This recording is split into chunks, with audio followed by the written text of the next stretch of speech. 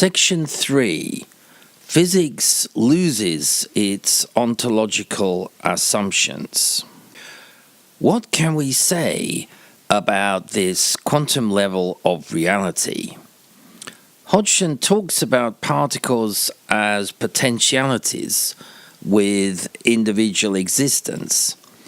He says that quantum mechanics still treats particles as the ultimate constituents of matter. However, in any but the simplest case, such particles cannot be considered as having either separate identities or simple location, except when they are subject to measurement or other measurement-like interventions. Then they are manifested as having such identities and/or locations.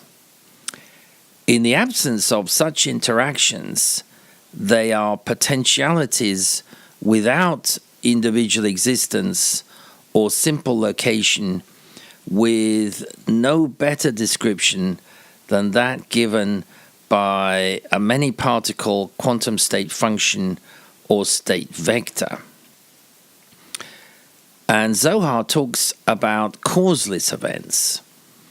When an electron makes a transition from one energy state to another within the atom, it does so in a completely random and spontaneous way. Suddenly, with no prior warning, and certainly without cause, a previously quiet atom may experience chaos in its electron energy shells. It's largely a matter of chance, and the electrons may, with equal probability, make a transition from a higher energy state to a lower one, or from a lower energy state to a higher one. This is why there is said to be time reversibility at the quantum level. Things can happen in any direction. In many quantum processes, this virtual state is an intermediate state, which is sometimes described as imaginary or virtual. Elaborating on the subject of quantum indeterminacy, or built-in inaccuracy, as he calls it, Hodgson says, from a strict quantum theoretical point of view, there cannot be a wholly accurate representation of anything less than the whole universe. Any part of the universe which one selects to be represented in quantum physical formalism will have interacted with other parts of the universe so as to create correlations of potentialities with such other parts. So the quantum physical representation of part of the universe will be inaccurate in not providing for the effect of those correlations. On the other hand, there is in perception a natural separation of an object of observation from the rest of the universe. And this object is represented in perception as an actuality.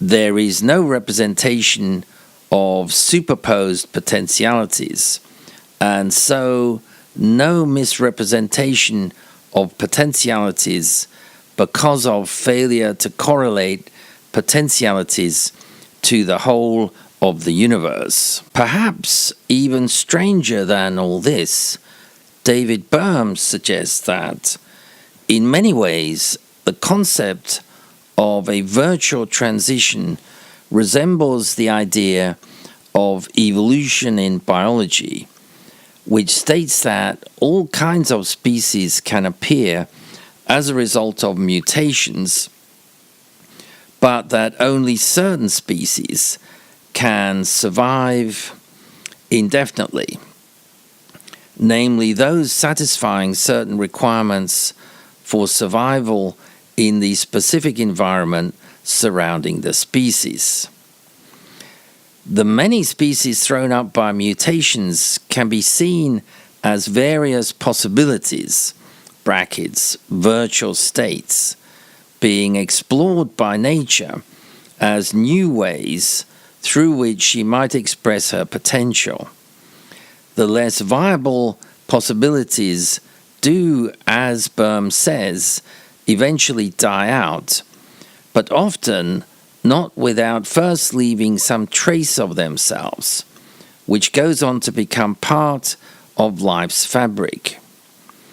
Two unviable mutations might, for instance, crossbreed to form some third species, which is capable of long-term survival, a real transition.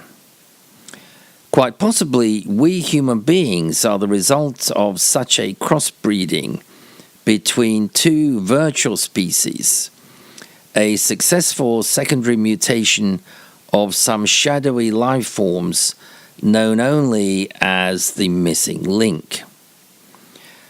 A possible interpretation of this metaphor may be that, just as natural selection chooses between the biological forms produced by nature, so human consciousness chooses between the potentialities continually being generated by quantum processes. Clearly, our everyday experience, which permeates our languages and cultures, is very different from quantum reality. The French physicist Bernard d'Espagne expresses this as follows: the sensory data of various individuals generally converge in such a way that they can be described altogether by means of a model which is realistic on the macroscopic scale and which is based on the notion of separate macroscopic objects.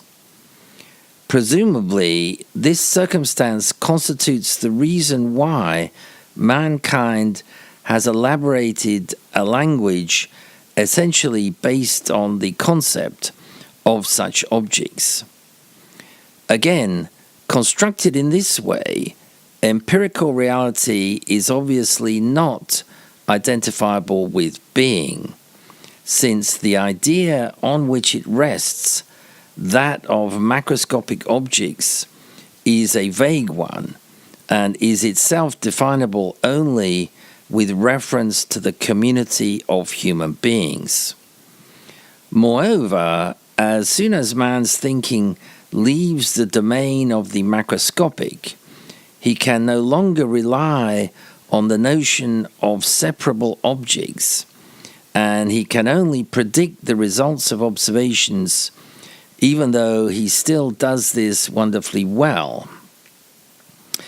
Having established that our everyday classical world is very different from quantum reality, d'Espagne is opening up here a whole series of questions as to whether quantum physics truly reveals a deeper reality or even ultimate being, and if so, can we access it, and by what means? D'Espagne says that in the traditional classical conception, the world was seen as having its own existence in itself, and therefore having its own independent system of laws.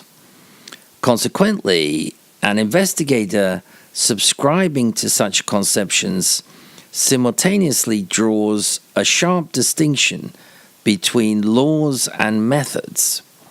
For him, laws have the status of givens. Obviously, then, there is no question that he could change them in any way, whereas methods, by contrast, are free for him to invent. In the quantum world, however, methods can gradually be reified as elements of a description of nature, without the theoreticians responsible being themselves truly aware of the conceptual slide that is involved.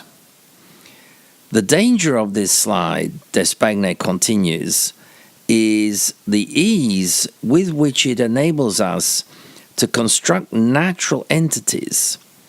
This is obviously fraught with danger, notably the danger of a proliferation of partial models and procedures elevated to the status of things, forming such a swarm that any substantive vision, however fleeting, of the real may well be lost. It seems to me that the danger that D'Espagne is referring to is the loss in the practice of quantum physics of a clear division between methodology and ontology. The problem being that the ontological status of methodological constructs becomes confused. Are they merely theoretical models employed only to assist empirical investigation, or are they real entities with a reality of their own? This disappearance of ontology leads D'Espagne to ponder the nature of science in regard to the relationship between the totality of experience and the totality of the real. He says, science is a theoretico-experimental construct. In a first characterization, this means that its base is experience, and that theory is the cement that binds together the many components of that experience. In a second, science may be seen, no doubt rightly, as the model which most closely approaches the ideal, attainable or not, of a body of knowledge firmly based and free from the play of opinion and mood. The first characterization of science makes it quite natural to identify the domain of science with that of communicable experience. The second suggests that the entire domain of true knowledge may well coincide with the totality of experience, indeed ultimately with the ensemble of all assertions that are verifiable and have been verified. These two approaches to science lead D'Espagne to posit two distinct conceptions of reality, which he calls independent reality and empirical reality.